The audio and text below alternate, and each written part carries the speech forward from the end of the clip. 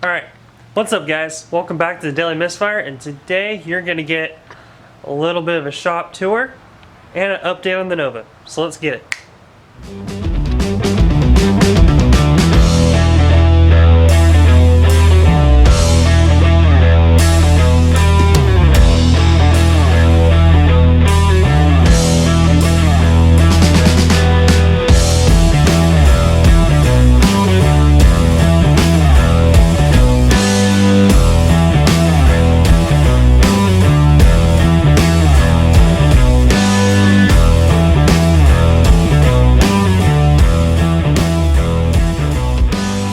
Okay, so the plan is I'm going to give you a quick rundown on what I've done to the shop recently, 916 Hot Rod Garage, and then we'll give a quick rundown of the shop, and then we'll talk about what I'm going to be doing for this channel here pretty soon, as well as we'll give an update on the Nova because I know that's really why you all are here anyway. First off, I want to say I apologize for being kind of slow on some of the posts on YouTube and stuff like that, not being as quick as I said I would be. Been doing a lot of other things outside of the shop and the Nova, trying to make it easier on myself with making videos and being able to be more productive with all this. So, and that's involving a new space that I have that that you'll get to see later at some point when it's finished. As well as cleaning up the shop quite a bit, which I'll show here in a second, and getting more parts kind of ready for the Nova, because up until now I haven't really had all the parts and I still don't have everything yet for the Nova to be done. But once we get to that spot, it should just slam back together and we'll film all that together, and it'll be 3 or 4 parts, and then it should just go right, slam together, we're done, and then you'll see me driving it. So that's the exciting part about that. Alright, so the first thing we've been doing that I did to the shop, the biggest thing was probably 3 days ago or 2 days ago, I don't even know now, it all runs together, was clean this side of the shop up. So down below is our machine shop, where we have our saws and sanding wheels and grinding wheels and drill presses and all that stuff. Sandblast cabinets right there. Bead blast, or whatever, bead blast, sandblast, whatever you call it. And then up above is our storage space that we keep all of like the long-term storage stuff for like suspension stuff and whatever we might need later, that kind of stuff. Before 2 days ago, you couldn't really walk. You definitely couldn't walk that way ever. And this side, there was literally a walking path, probably about this width of like one person. And that's the only way you can get in, and you couldn't get into the back side over here. So let me turn the lights on for you. Yeah, so now I took the 2 big wood and metal boxes that we had for scrap. They're out now, they're out back. All of our tires are right here. They used to be all stacked up right here to where you can barely walk through. They used to be all stacked up right here. You can barely walk through it. Now they're stacked up, organized fairly neatly right here. I was messing with tires yesterday, so that's why it's not as neat. And then we have a nice walkway through here. Nice big area through here where you can get to all of our equipment on both sides. I have there's my cousin's 350 and my 401 nailhead. If anyone wants a nailhead, let me know. But yeah. Up on the wall, we put more stuff up. I put the 45 speed limit sign, the toy car, and the flooded sign up. So that created a little bit more space and makes it look a little bit cooler, which is what we're all about here, making things look cool. Now let's go into the main bay of the shop, where we do most of our work in general. You see my Nova's on the lift still. Sad. But it's still on the lift. I cleaned up a little bit more on this side, kind of organized some of the tools as part of our toolboxes right here. And then we have our shop carts and other toolboxes right here. That's kind of our general overview of that. We used to have these lined up on this side, but you couldn't really get to them, or you couldn't really get much on this side before. Just because we had a lot of stuff stacked up right here, so they were lined up over there, and it had kind of a lot of clutter was in here, so They're moved back over here now, behind, next to the frame, which we need to build that truck. That's a 70 Chevy half-ton short bent step side. That's going to be getting all air ride suspension, and I think a big block I think is what's going to be going in it. But that needs to be built here at some point in the not too distant future. That's a customer's 347 stroker sitting right there. That's going to be going to a Ford four-wheel drive pickup, which will be really cool. It's behind a 4-speed four-wheel drive. It's really cool. You might see some of that, but the big thing is this. That's the whole reason why y'all are watching this anyway. Give you kind of a rundown on it.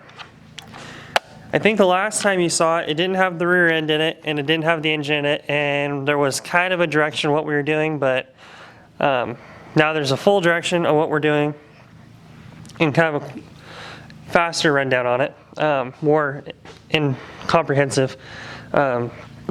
So here's the 235 6015 Mickey Thompson drags cheater slicks that I have for it. I don't know exactly what they're called. I think they're the Race Masters or whatever. But those are on the back on 15-inch welds. The rear end is in the car now. I have the brake lines all routed and they're all tight and it's ready to go. The disc brakes are on. The slotted rotors are in. I put the B&M cover on it with the new bolts and everything in it. It has oil in it now. The air shocks are back on. As sad as that is, they're back on. The drive shaft is in. I custom fabbed this drive shaft loop. It's I don't even know what the drive shaft loops technically, like what company made the starting part of it, but I had to make, because it was too narrow, so I had to end up making pieces that come off the sides right here and bolt to the subframe connectors.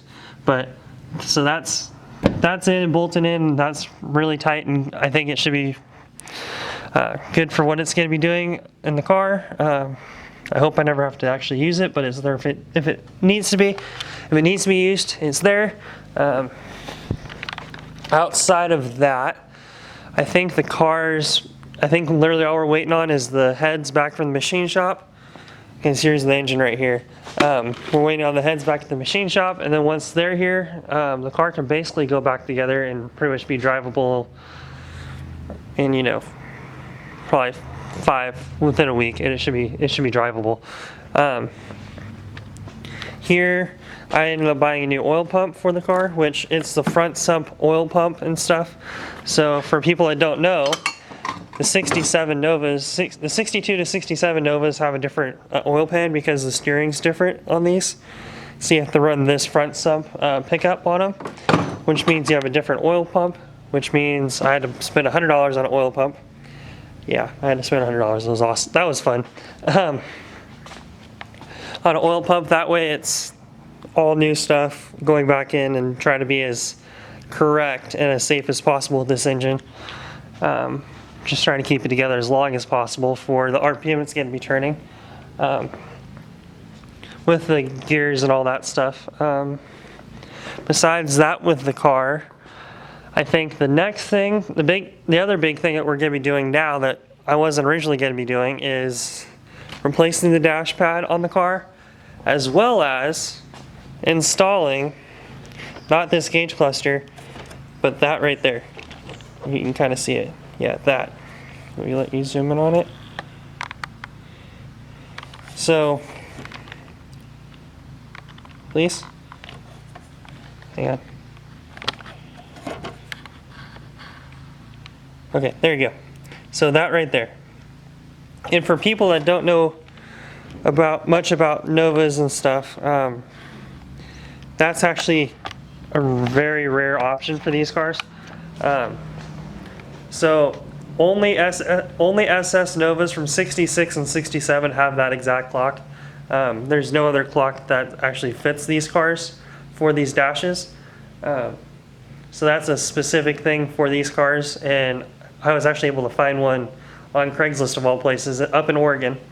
And we drove 600 miles round trip, cannonballed in my dad's 72 Nova on Monday to go and get that thing from the guy up in Medford. So I bought that literally just for the clock, so then I can put it in the dash in this car. So that's kind of the plan with this.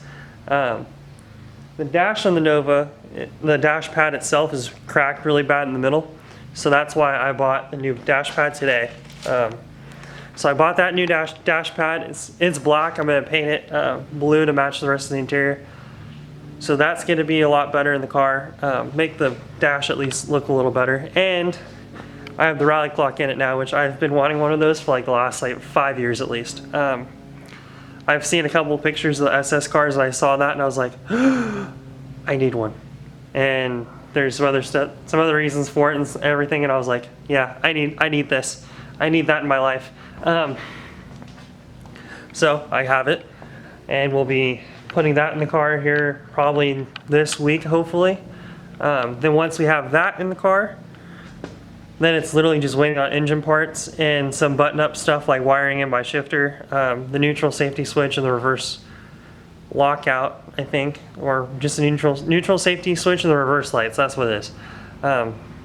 Wiring those in on the car, and then I think the car is pretty much drivable. I have a hoop for the car, a roll bar for the car.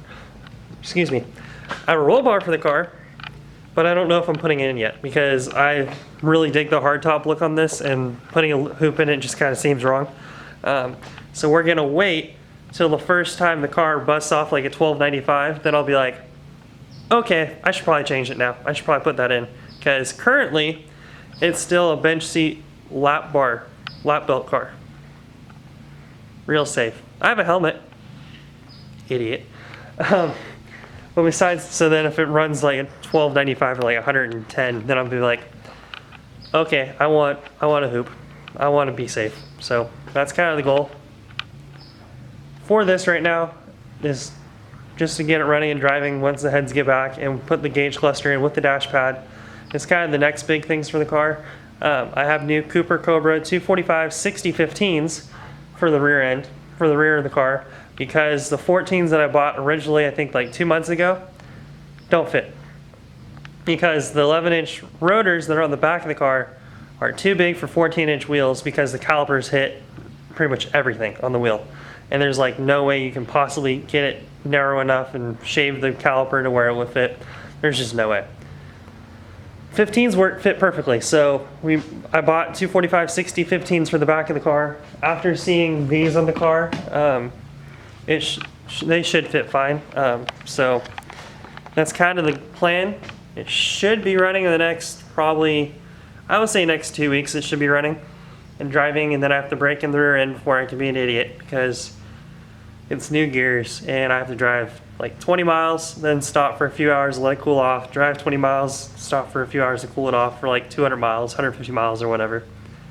Then once it does that, then it's burnouts. And actually like try to launch the car and try to learn how to drive the car again, and yeah, because it's gonna be a new car. So that's the plan for this. As far as the channel goes, after this, after I post this video, y'all are gonna get 2 videos back to back in this, probably next week, and that's gonna be our trip to Oregon. So it was either gonna be a one huge video. It was gonna be about an hour long. I decided to post 2 separate videos about half hour long each. That way you guys can break it up and you can watch separately and all that. But it's us driving up to Oregon and driving back. I actually just finished the first video today. They look pretty cool. Hopefully it tells the story pretty well. It's literally just me with my phone and with this camera, just filming what I can film and trying to be as, useful as possible.